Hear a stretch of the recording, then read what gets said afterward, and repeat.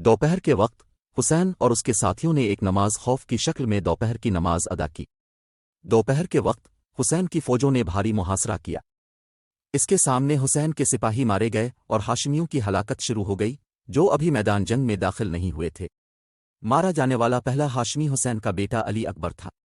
پھر مسلم ابن عقیل کے بیٹے عبداللہ ابن جعفر کے بیٹے عقیل اور قاسم ابن حسن ہلاک ہوئے۔ حسین قاسم کی بے جان لاش کو اپنے خیموں میں لے گیا اور دوسرے متاثرین کے پاس رکھ دیا۔ عباس جنگ کربلا میں حسین کی فوج کا اول امدار تھا۔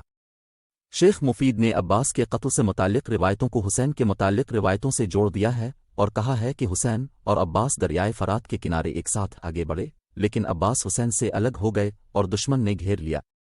وہ بہادری سے لڑا اور اسی جگہ مارا گیا جہاں آج اس کی قبر ہے۔ اس وقت ابن زیاد کی فوجیں حسین کے بہت قریب تھیں، لیکن کسی نے اس کے خلاف کچھ کرنے کی ہمت نہیں کی، یہاں تک کہ مالک ابن نصیر کندی نے حسین کے سر پر مارا اور اس کی ٹوپی اس کے سر پر خون سے بھری ہوئی تھی۔ ان لمحوں کا ایک اور افسوسناک حصہ اس بچے کی ہلاکت ہے جسے حسین نے ہاتھوں پر اٹھا رکھا تھا۔ یعقوبی کے مطابق یہ بچہ شیر خار تھا۔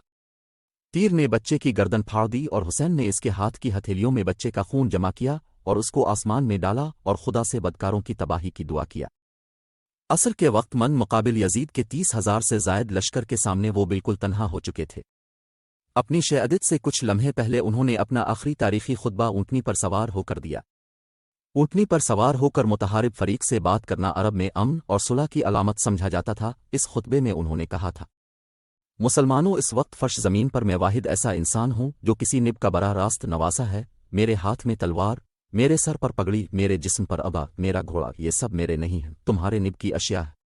میں اپنے سب بیٹوں، بھتیجوں اور ساتھیوں کے خون تمہیں معاف کرتا ہوں، میرے خون میں ہاتھ مت رنگو، یہ داغ قیامت تک تمہاری پیشانی سے مٹائے نہیں مٹے گا۔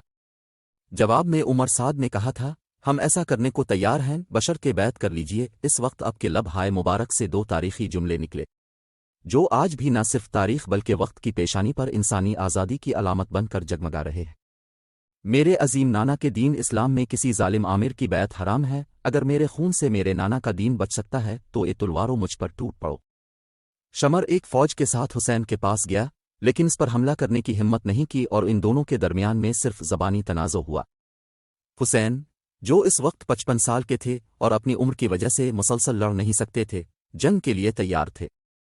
اس کے صرف 3 یا 4 ساتھی تھے جنہوں نے ابن زیاد کی فوج پر حملہ کیا۔ حسین، جس کو خوفزدہ کیا گیا تھا کہ وہ مارے جانے کے بعد صحرا میں برہنہ ہو جائے گا، اس نے کئی کپڑے پہنے ہوئے تھے، لیکن اس کے مارے جانے کے بعد اس نے وہ سارے کپڑے لوٹ لیے اور اس کا جسم برہنہ کربلا میں چھوڑ دیا گیا۔ ابن سعد قریب پہنچے اور زینب نے اس سے کہا، یہ عمر بن سعد، ابا عبداللہ کو قتل کیا جا رہا ہے اور تم ابھی کھڑے ہے کر دیکھ رہے ہو۔ ابن سعد کی آنکھوں سے آنسو بہہ رہے تھے۔ حسین بہادری سے لڑ رہے ہیں اور یعقوبی اور متعدد دیگر شیعہ ذرائع کا کہنا ہے کہ اس نے یہاں تک کہ درجنوں افراد کو ہلاک کیا، لیکن کچھ دوسرے ذرائع بتاتے ہیں کہ ابن زیاد کے سپاہی اگر چاہتے تو حسین کو مار سکتے تھے۔ جب حسین پانی پینے فرات کے لیے جا رہے تھے تو اسے تھوڑی آگلے پر تیر لگا۔ نجم حیدر کے مطابق لشکر یزید کے ممبروں کو حسین کے قتل کا شبہ تھا اور وہ حسین کے قتل کی ذمہ داری قبول نہیں کرنا چاہتے تھے۔ آخر کار حسین نے آخری بار خدا کے انتقام سے دشمنوں سے خوف دلایا، لیکن اس کے سر اور بازو پر چوٹ لگی اور وہ زمین پر گر گیا۔ سنان ابن انس اور نخن نے خولی ابن یزید اسباؤ کو حسین کا سر اپنے جسم سے ہٹانے کا حکم دیا، لیکن وہ لرز اٹھا اور ایسا نہ کر سکا۔ سنان نے حسین کو ایک بار پھر مارا اور اس کا سر کاٹ دیا اور اسے ابن زیاد کے پاس سر لینے کے لیے خولی کو دے دیا۔ 10 محرم 61 ہجری برابر 10 اکتوبر 680 کے دن صبح سے شام تک جنگ کربلا جاری رہی۔ میتھیو پیرس نے حسین اور ان کے اہل خانہ کے قتل عام کو شیعہ تاریخ کا سب سے مشہور ظلم و ستم قرار دیا ہے۔